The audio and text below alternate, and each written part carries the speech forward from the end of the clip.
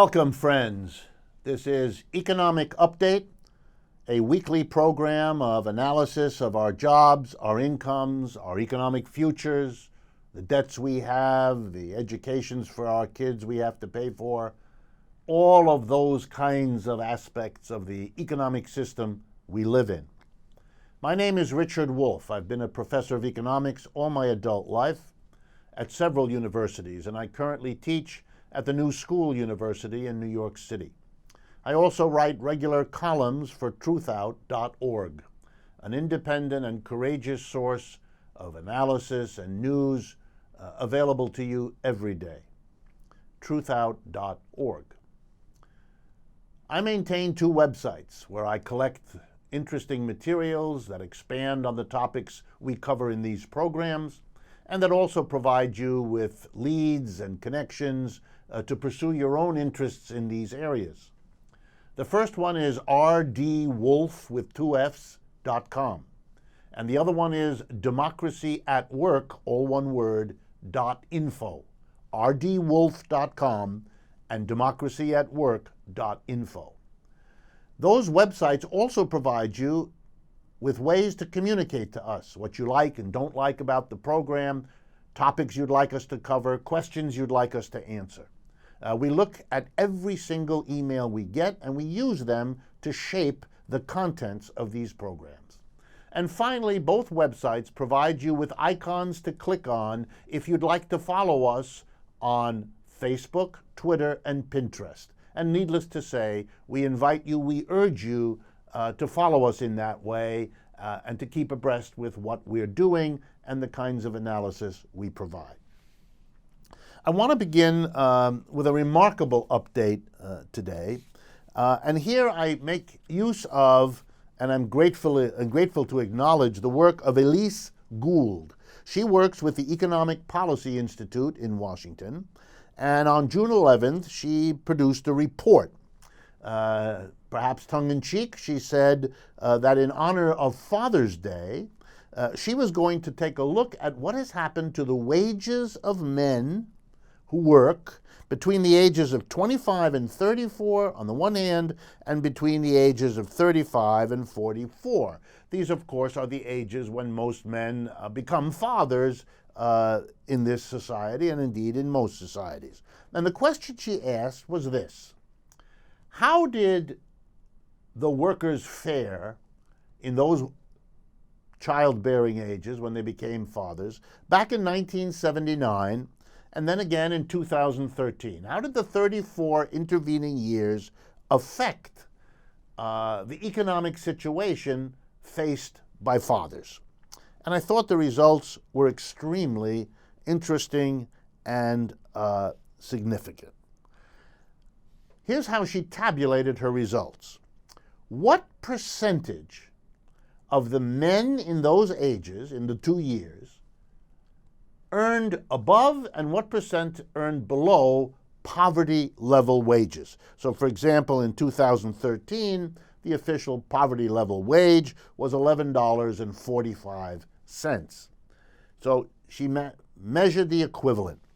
And here are her findings, and I want you to think about them with me, please. First, in 1979, looking at the younger half group, the men in the ages 25 to 34, 10.8% earned below poverty wages. That is, they worked a regular full-time job, but it ended up leaving them in poverty because the wages were so low. In 1979, 10.8% of men were in that situation, men in the ages 25 to 34. How did men in that same age group, young men starting families, how did they do in 2013? What percentage of them, working full-time, earned below poverty wages? 26.1%. In other words, the percentage of young fathers living in poverty, even though they worked full-time, more than doubled over the last 34 years. When we look at the story for men in the ages 35 to 44, here's what we find. Back in 79, 7.6% of them earned wages that landed them in poverty. And in 2013, 15.4%. Again, more than a doubling of the number of young men, fathering men, living in poverty. Now, these numbers are absolutely staggering. If I had time, I'd compare them to women.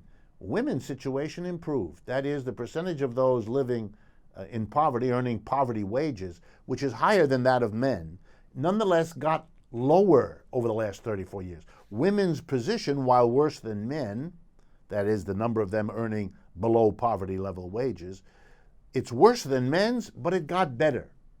The men's, not as bad as the women's, got much, much worse. What does that tell us?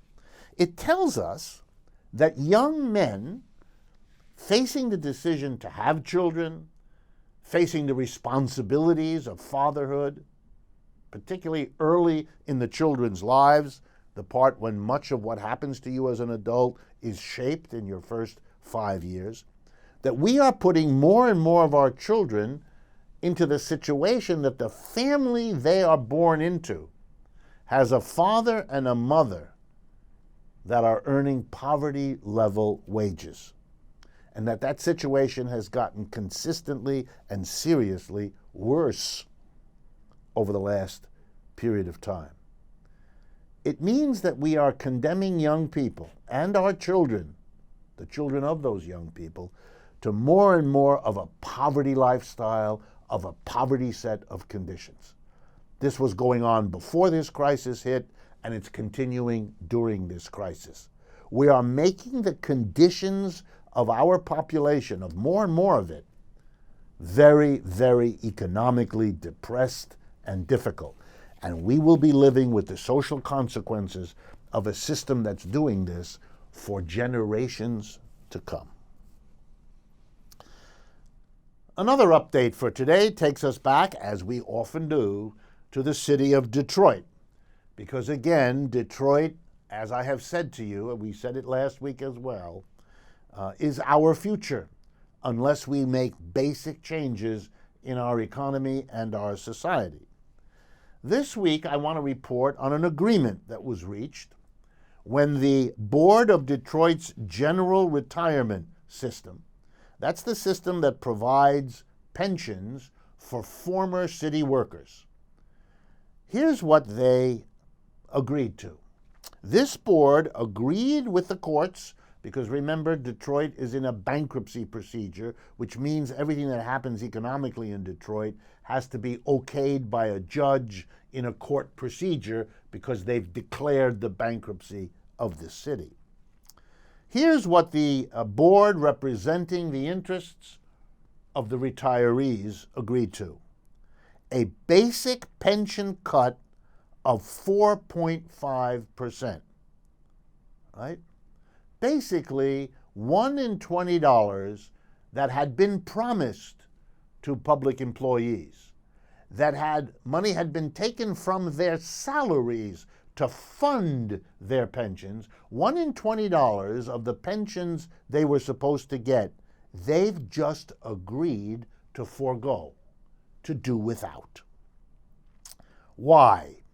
Because the judge and the bankruptcy proceeding threatened that if they didn't agree to 4.5%, the judge might eventually decide on a final bankruptcy arrangement that would cut their pensions significantly more than that. In short, they were threatened, and they decided to take what they hoped was the lower amount they would be faced with, 4.5%, than to risk a larger amount.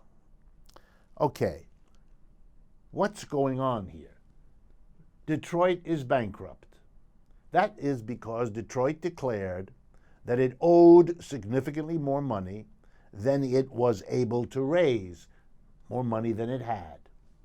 Now, why is that? One basic reason is that Detroit, for many years, chose not to tax big corporations and chose not to tax wealthy citizens anywhere near the levels that both corporations and wealthy people had been taxed in the past by the federal, state, and local governments.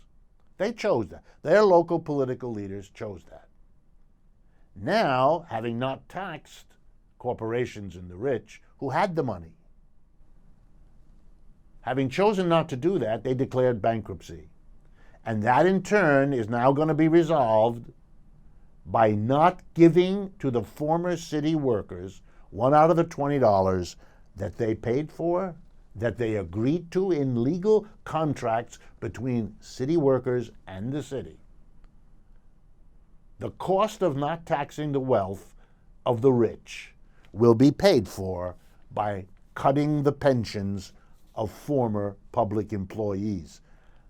I don't mean to be an alarmist, but I would be derelict in my duty to you on this program if I did not say that every American citizen, whether he or she works for the city, the state, or the federal government, must pay attention if a pension commitment that was thought to be protected not only by contract law, but literally in this case by the Constitution of the state of Michigan, which has in it a clause about the sanctity of pension commitments. If all of that is so much empty language, so many documents that don't really count, then whose pension is safe? Which among you, whether you are currently getting a pension or you think you will get one in the future, can avoid to face that we're in an economic system that not only periodically plunges us into wasteful loss of jobs and income, but seeks to solve the problems of a system that works this way by cutting the pensions of people who gave a lifetime of work and made the contributions to fund the pensions for their old age. If you needed a criticism of the system, this decision, reluctantly entered into by the pensioners of Detroit, speaks volumes of criticism. The next update is about the state of Missouri, a state in which I spent a portion of my own childhood, Columbia, Missouri, and so I know it quite well. But it did something over the last week that I think deserves your attention and a few minutes of our program's time. Governor Jay Nixon, a Democrat, last Wednesday vetoed 10 tax break bills that he said would jeopardize the state budget. He spoke of it costing the state $425 million, and he basically made a classic argument that we're in a time of economic difficulty, that the economic difficulty affects Missouri like it does most states, that the government is called upon to help people during this time of difficulty, rather more than normal, so it is a peculiarly inappropriate time to take away from the state $425 million that it needs to perform the functions, particularly now, that people need more than ever because of the crisis. I wanted to let you know, however, what these tax cut bills were, pushed mainly by the Republicans, and in this case, vetoed by the sitting Governor Jay Nixon. Here they are. All of these bills provided tax breaks for the following: computer data centers, power companies, restaurants, fitness centers, farmers markets, commercial laundries, and this one I really liked, people who buy old vehicles. Now, this list should teach you what most tax cutting is about.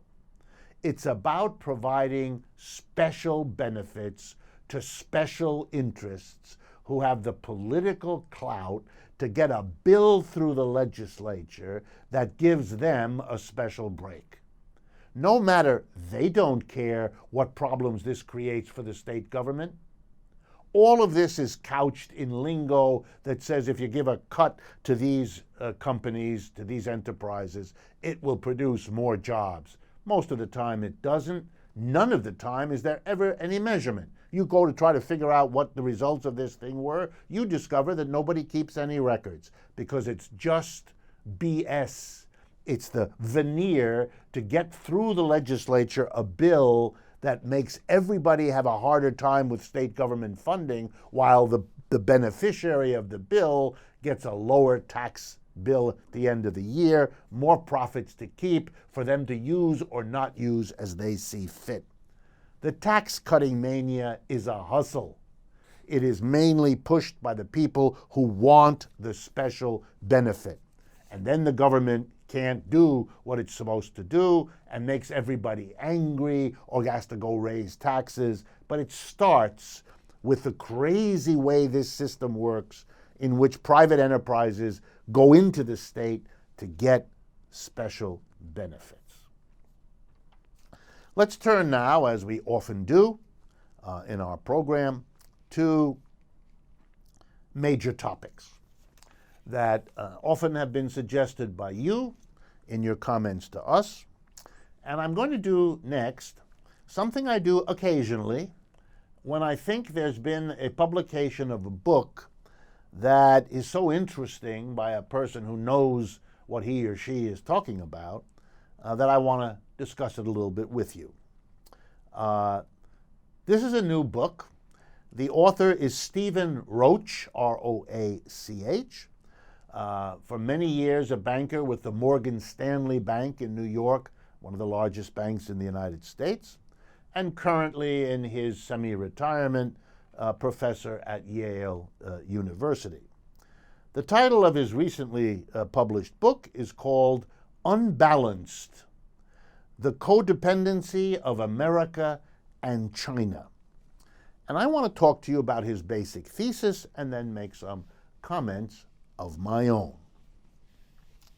So first, his idea is this: the United States and China have been like two demonic dancers, grasping each other as they move around the dance floor, needing to lift and move with one another for the dance to work. For each of them to get the benefits of dancing, each has to play his role in relationship to that of the other. But they have become, in their interaction, codependent, in the way that is meant, for example, in the medical community, unhealthy. Their dependence on each other becoming burdensome, even though they kind of have to hold on. It's as though the dancers were exhausted and needed to separate, but neither one knew how without offending the other one or causing the both of them to fall to the floor in a clumsy display. So they hang on way beyond it's good for either of them, and eventually, when they do finally fall apart, both will be severely damaged in the process. They hung together too long. They became not partners, but codependent on one another. That's the idea. And Mr. Roach believes it's the situation that now connects China and America. He also believes that China is going to break out of that codependency pretty soon, and that raises major problems for the United States if indeed China does that. So let's explore this together for a moment. First, how is China dependent on the United States? And then we'll ask the question in reverse: how is the United States dependent on China? The dependence of China on the United States is obvious and clear. China has gone, in an unbelievably short time by historical standards, basically 25, 30 years, has gone from a largely poor, backward, agrarian economy with an enormous population to a modern industrial powerhouse, now recognized to be the second most important industrial country in the world after the United States, growing much, much faster than the United States. For example, over the last couple of years, China's growth has averaged above 8%. Ours has been in the neighborhood of 1% or 2%. I mean, not even close. So the United States is being gained on by China. In this situation, this industrialization, China is dependent on the United States. Why? Because the bulk of what China's industries produce are purchased by citizens and companies in the United States. China could not have grown without selling all of that output in the United States. The United States is the market, not the only market, but the major market, the richest market. It has absorbed Chinese goods on an incredible scale. We're going to have more to say about that in a minute or two. But China's industrialization, China's growth, China's success, China's wealth have crucially depended on being able to sell at a profitable price the vast bulk of what has come out of its rapidly growing industries. The second way, closely associated with the first, that China's economic development has been dependent on the United States, is that American companies have poured huge amounts of capital into China. That is, usually in partnership with the Chinese companies, they have invested in, built huge factories, huge storage facilities, transportation facilities, marketing facilities, so that the goods they produced in China with this capital could be achieved. China alone did not have the money, did not have the capital to pay for building all of that industrial infrastructure. So the United States companies poured money there, often moving production from the United States to China as part of this process. So China dependent on the United States for capital and especially for markets. Now let's look at the other side of the codependency. The United States dependent on China. How'd that work? Well, the first and most important dependency of the United States on China was the dependency of American corporations on the incredible flow over the last 25 years of inexpensive Chinese products, clothing, textiles in general, small appliances, medium appliances, furniture, pots and pans, bigger appliances, more developed technology, capital goods, machine. It's unbelievable. And why do I say the U.S. was dependent? The U.S. was dependent because American companies were able to get cheaper machines by buying from China than they would have had to pay if they had bought them anywhere else. But even more important than that, companies in the United States were able not to give their workers wage increases, and yet the workers didn't complain. And one of the reasons, not the only one, but one of the reasons American workers didn't complain much more than they might have when their wages stopped going up was that they were able to get a higher standard of living because the prices they had to pay were going down, particularly the prices for clothing and the prices for small appliances, as they literally moved from paying higher prices for those goods when they were made in the United States or elsewhere, and substituting cheaper goods imported from China. So it allowed corporations to make more profits than they otherwise could because they could pay lower wages, which American workers accepted because the wages not going up still allowed them to buy more goods and services, particularly clothing, appliances, furniture, and so on, because the prices of those things was dropping thanks to China. So the whole profit structure of the United States, the whole wage payments imposed on capitalists in the United States were positively affected by the flood of ever cheaper Chinese goods. And that includes computers, parts for computers, automobiles, parts for automobiles, on and on and on. So American capitalism became dependent on cheap consumer goods, cheap capital goods, cheap components coming from China. And China depended on flooding the American market with the products of the goods produced in China with a good bit of help from American corporations. Finally, the Chinese made the United States dependent on them in yet another way. And this has to do with what the Chinese did with all the money they got from selling all those products in the United States.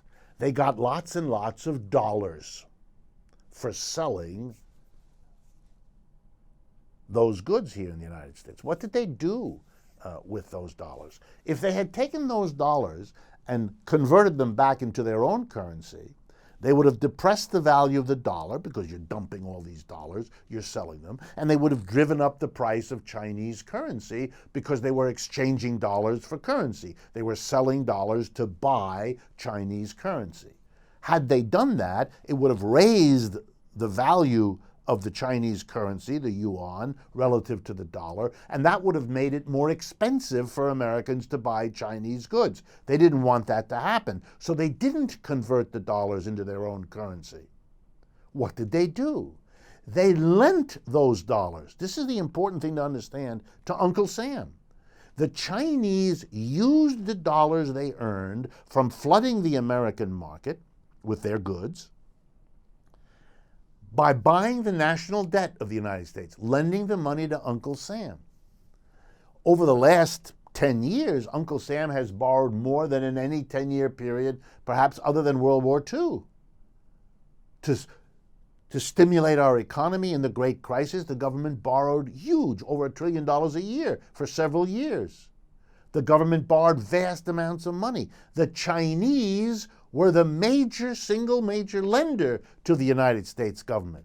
Money borrowed to fight the wars in Iraq and Afghanistan. Money borrowed to stimulate the American economy. The Chinese provided a huge portion of that.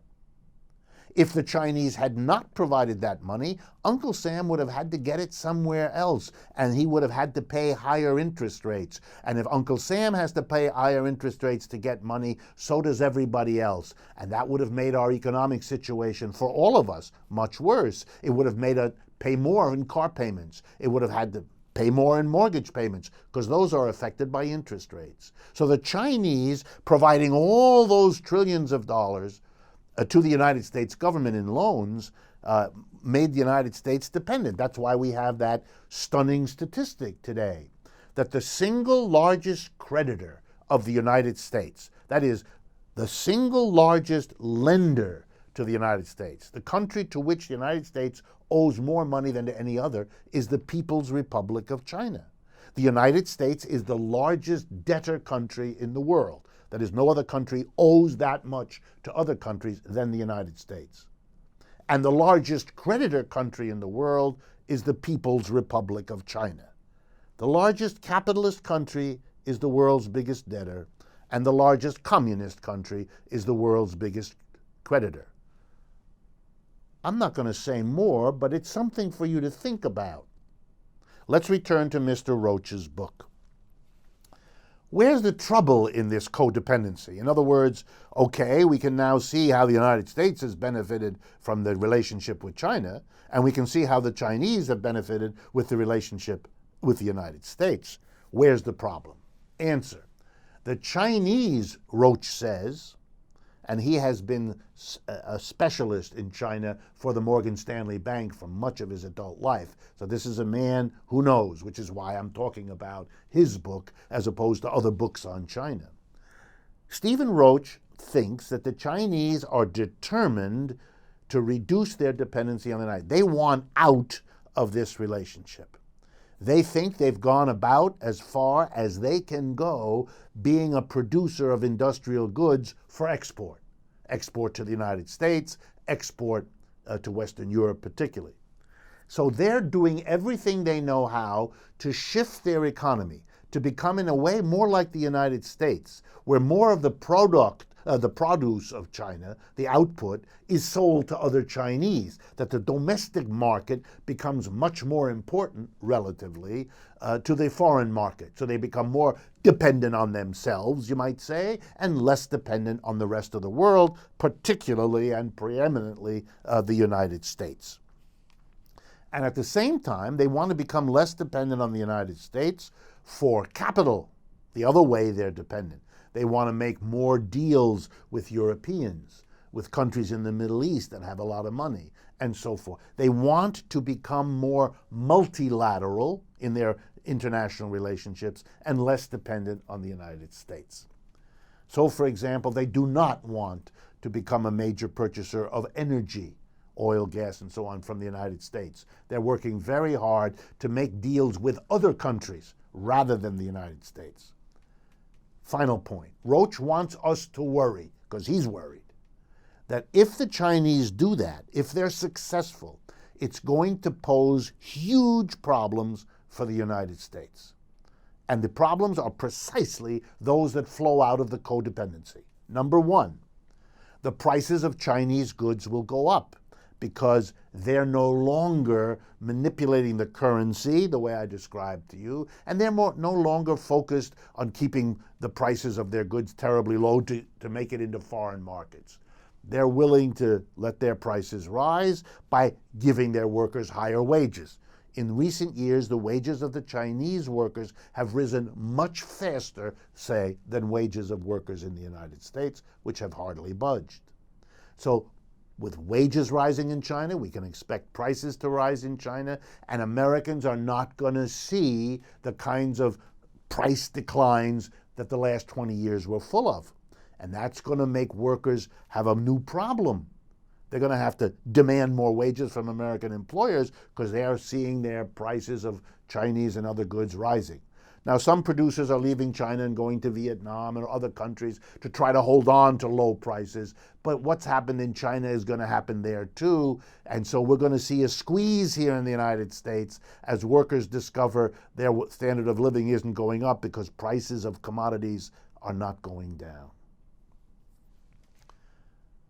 And the problem for America will be that China is using its capital in new and different ways, and they don't need American capital the way they did.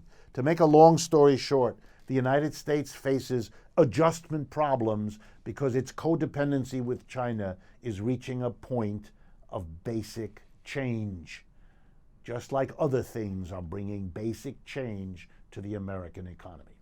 We're going to take our mid-program break now. Please stay with me. We will be back in a matter of seconds.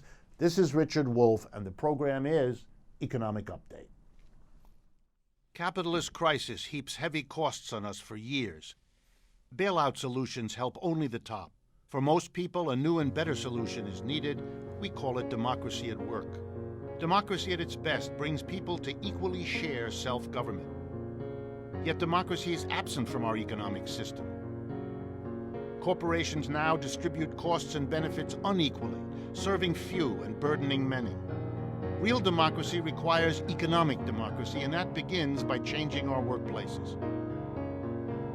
Instead of capitalist enterprises, our goal is workers' self-directed enterprises, or WSDEs. In WSDEs, the workers will together be their own board of directors, really become their own bosses. In WSDEs, all workers will have two jobs: your particular task in the office, factory, or store, and your full democratic participation in deciding what, how, and where to produce, and how best to use the enterprise's profits. If workers directed as well as performed the work, would we pay some workers millions while leaving others homeless? Would we cut families' health care for huge bonuses to a few, move jobs overseas for extra profits for a few? If workers decided how to use profits, then it would be us, and not tiny corporate boards that would pay the taxes and fund the politicians. And we would finally end unemployment once and for all, making jobs a basic right. People have long dreamed about democratic workplaces, so they created cooperatives of all kinds. Democracy at Work is a new partner in this movement. Join us. Help turn this crisis into a movement for a better society.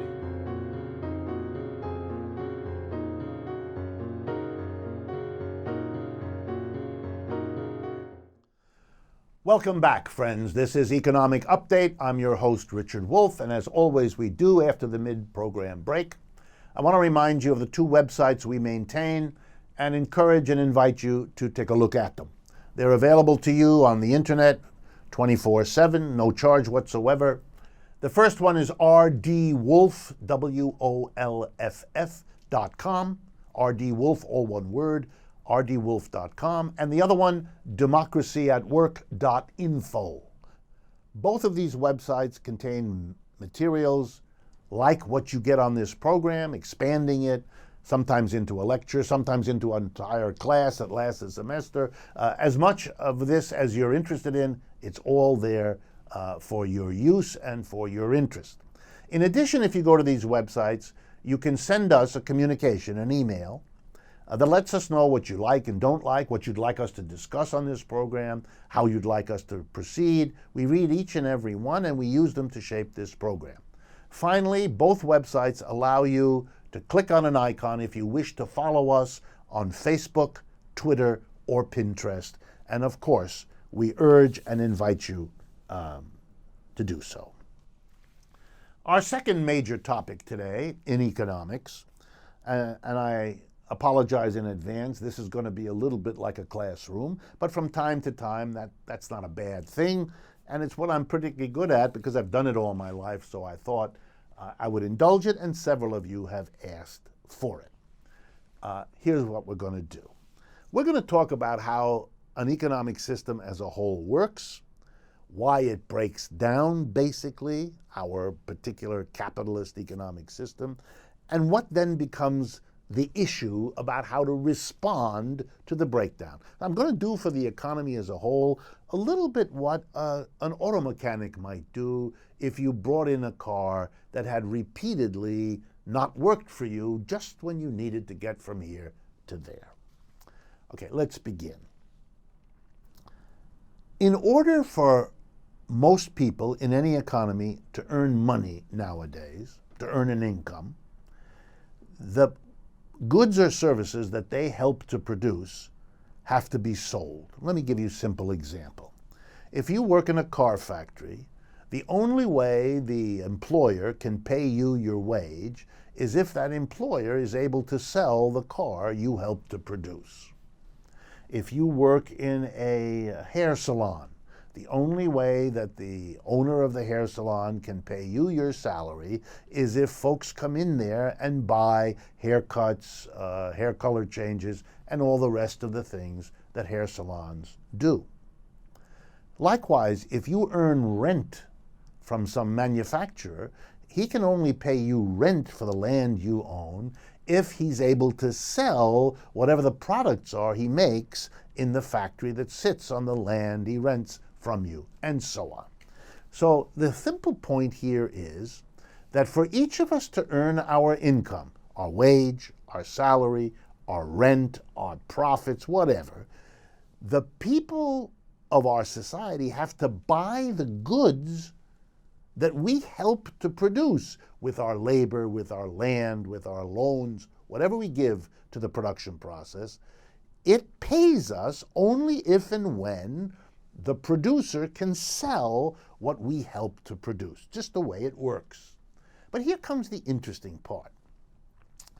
In order for us to earn our income, the owner of the enterprise we work for, if we're a worker, which is what most people are, has to sell the output. But the buyers of the output, it's us again. In other words, an economy is a peculiar circular flow. We only earn income because we all spend our money. And we only all spend our money because we earn it.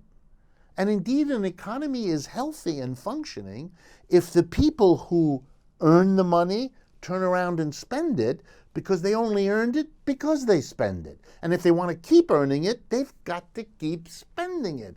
The money, in a sense, goes around and around, and you've all noticed that because the dollar you get when it's new then becomes crinkled and wrinkled and old and bent and eventually gets replaced by a new one because that dollar keeps moving around and around, or that euro keeps moving around and around. It is moving from the buyer to the income receiver, who turns around and spends it, making somebody else's income, who turns around and spends it, and so the system works. That is, it works so long as Everybody who earns an income turns around and spends it. Well, I think you can already now see where the problem arises. The problem in such an economy arises if an income earner takes some of the money earned and doesn't spend it. Think of it in the simplest terms. Suppose you normally earned some money, and one of your enjoyments was to go bowling. And you took your income, a part of it, and you went to the local bowling establishment, and you paid some money to be enabled to indulge your enjoyment in bowling. When you paid money to bowl, you were making income for the bowling establishment, which could then use it to pay the workers in that establishment, etc. If you decided, which in our economic capitalist system you're free to do, if you decide to break with your pattern, to take the money you used to spend on bowling and not spend it anymore, not on bowling, not on anything, save it, you produce actually an ironic economic problem for other people. You don't mean to, you intend no harm, but harm you do. In this case, you're harming the bowling establishment. It built that establishment on the assumption and hope you would come. The workers there depend for their income on people like you coming. When you choose not to spend your money, you're plunging the bowling establishment into difficulty. If several people do it at the same time, the bowling establishment will collapse. None of those people intended the bowling establishment any harm. But our interdependent economy, the circular flow that connects us to everybody else, whether we know them or not, is an iron reality of our economic system. So here's what happens. In every economic system like ours, individuals choose to save money. They're free to, and some do. Most don't, because most don't earn enough to allow them to save. The majority of people in most capitalist societies do not save. But let's take a look at those who do. Most of them put their money in the bank. That's where they save it.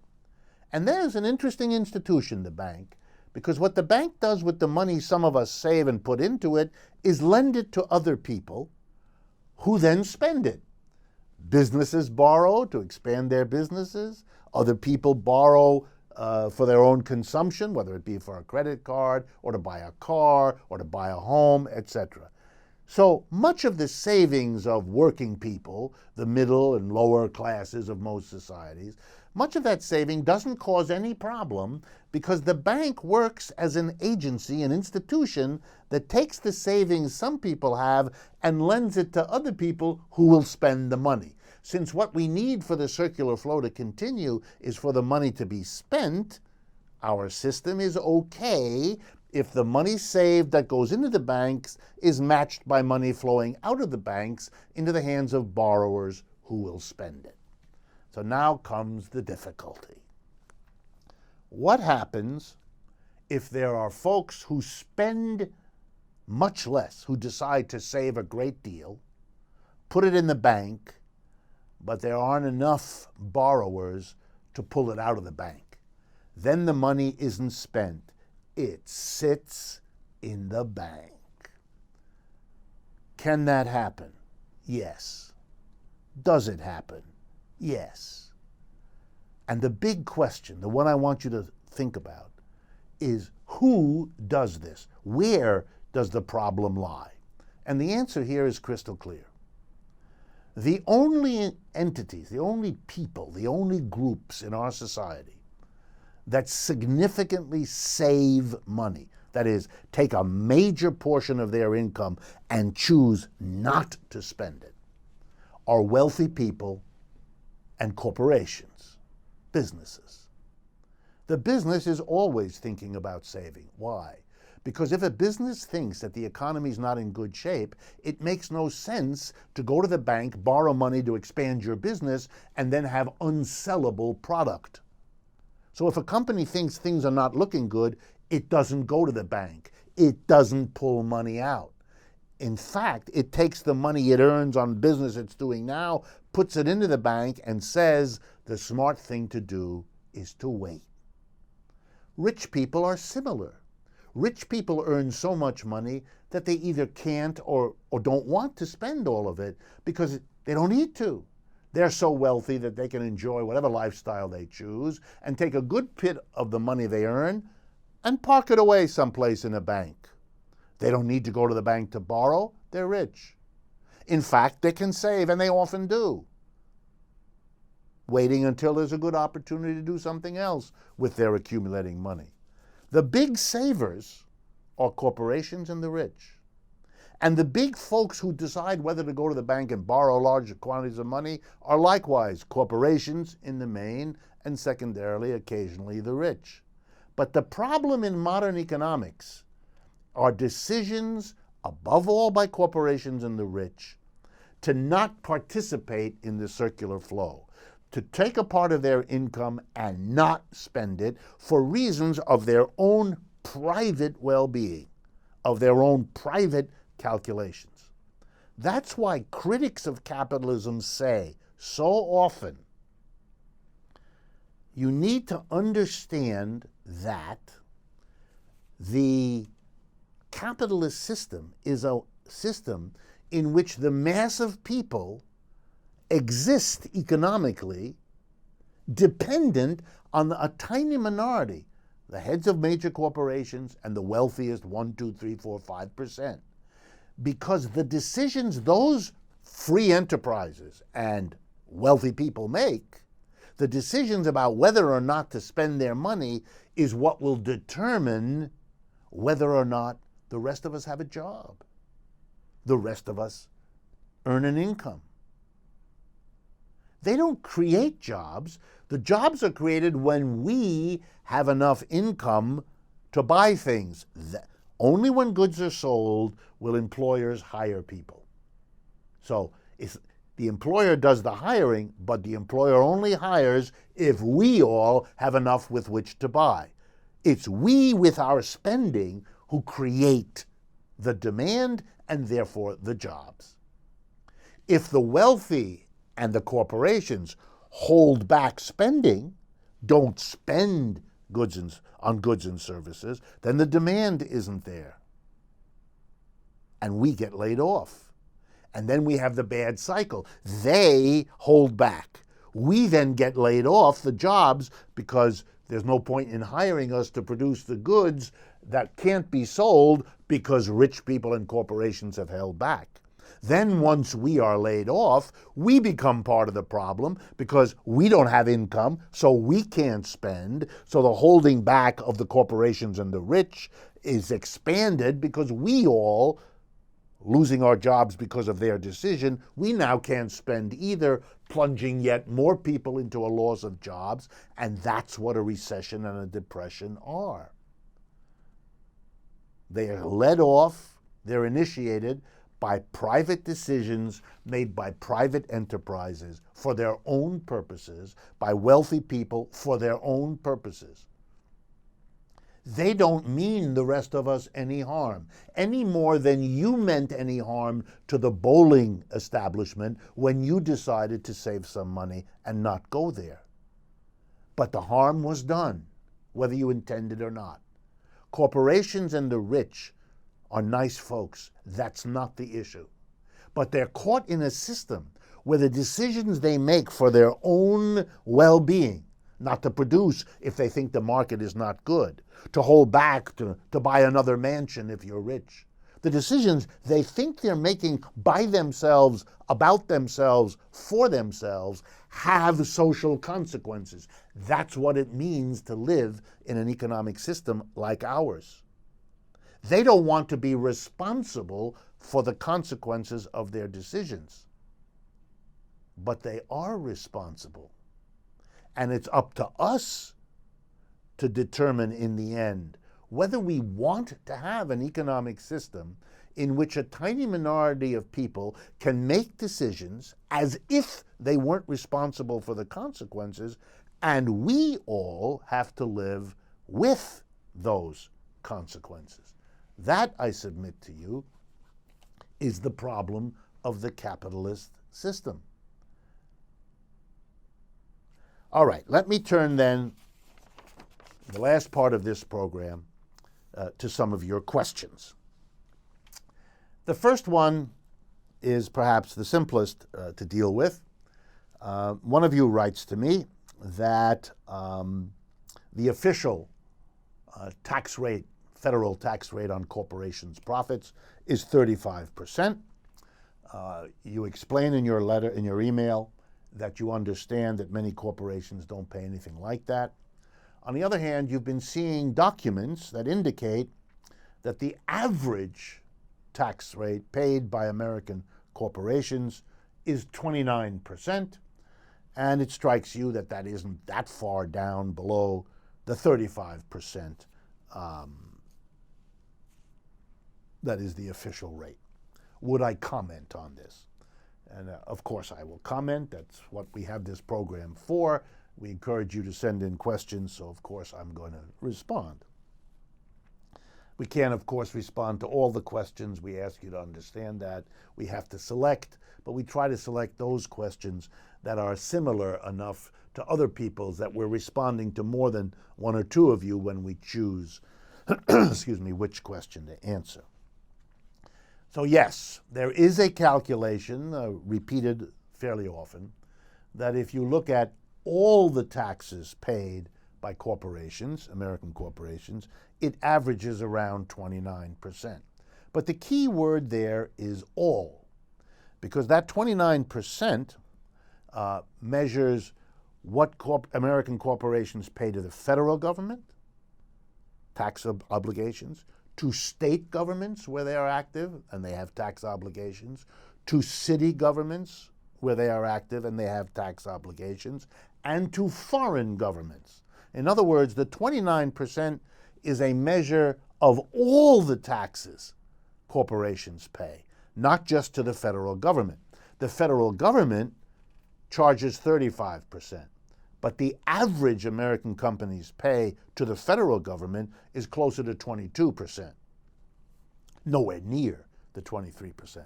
So how do you get from the 22% that average corporations pay to the federal government to the 29% average across all of it? It's simply the adding of what corporations pay to the states, what corporations pay to cities and towns, and what corporations pay to foreign governments. This is the important thing to understand. So yes, when you add up all the taxes, it's in the neighborhood of 29%. But lest that strike you as somehow bizarre, let me remind you of two things. One, if we add up all the taxes you and I pay, citizens of a capitalist country, we would also have to add not just the federal income tax rate that we pay to the national government, but all of the state taxes we pay in the United States, all of the local property taxes we pay, and any payments we make to foreign governments. Most American citizens don't make payments to foreign governments, but they certainly make enormous payments to state governments, for example, on sales tax every time they buy something, the tax you pay if you own your own home, the property tax in your town, the way the United States is set up. Then there are excise taxes, special, very high taxes on motor fuel, on alcoholic beverages, on tobacco products, and so on. And you put that all together, and the percentage in the United States much higher than 29%. The corporations actually get the better part of that deal. But the second thing I want to talk to you about briefly in terms of taxation is to remind you of something we have dealt with here, but really cannot be overstressed. And that is that the taxes on corporations here in the United States, like the taxes on the rich, have been drastically cut. The important thing is how badly that has affected the economy and how drastically those taxes have been cut. Cut in ways that the middle and lower income people of the United States haven't imagined, let alone enjoyed. So again, the basic numbers. After the Great Depression, when the economy of the United States was in such terrible trouble because our capitalist system basically collapsed in the 1930s, it was decided that we needed an extensive stimulus. And the war was such a stimulus, World War II. But even afterwards, for decades, we stimulated the economy because we had to. And it was felt by the government then, starting with Franklin Roosevelt, the Democrat, but continuing with Democrats and Republicans thereafter. It was felt that wealthy people had to be asked, required, to pay a big high tax to help this national effort to recover from the ravages of a Great Depression plus World War II. And so the income tax on wealthy people was raised to very high levels. Franklin Roosevelt proposed a 100% top rate in 1944. What was that? It was a law proposed by the president, sent to Congress, that every dollar over $25,000 that was earned by any American in 1944, 100% would be taxed by the government. In effect, Roosevelt was proposing a maximum income in the United States. Nobody would earn more than $25,000, which would be about $380,000 today. The Republicans, not surprisingly, went ballistic, can't do it, blah, blah. Big struggle, big compromise, 94%. So that became the law. And for much of the 1940s and 50s thereafter, the top income tax bracket was 91% for the richest Americans. Even in the 60s and 70s, it was over 70%. Today, it's 39%. Yeah, it's been dropped by more than half of what it was. Nothing like that was done for the mass of people. Nothing like that. Nothing remotely like that. The mass of people have basically continued to pay the bulk of the taxes, both by the income tax and by the shift over to a payroll tax afterwards. They enjoyed no such cut. Ditto, corporations had their taxes cut over the last 40 years drastically. So the reason we have our difficulties in our society is that over the last several decades, taxes on corporations and the rich have been really cut drastically, and that's the end of the story. That's why all the governments are in trouble. It's not that they've expanded their output so much as they have crushed their own sources of revenue. That's all we have time for today. I want to thank you again for your coming to this program, and I really look forward to talking with you again next week on Economic Update. This is Richard Wolff.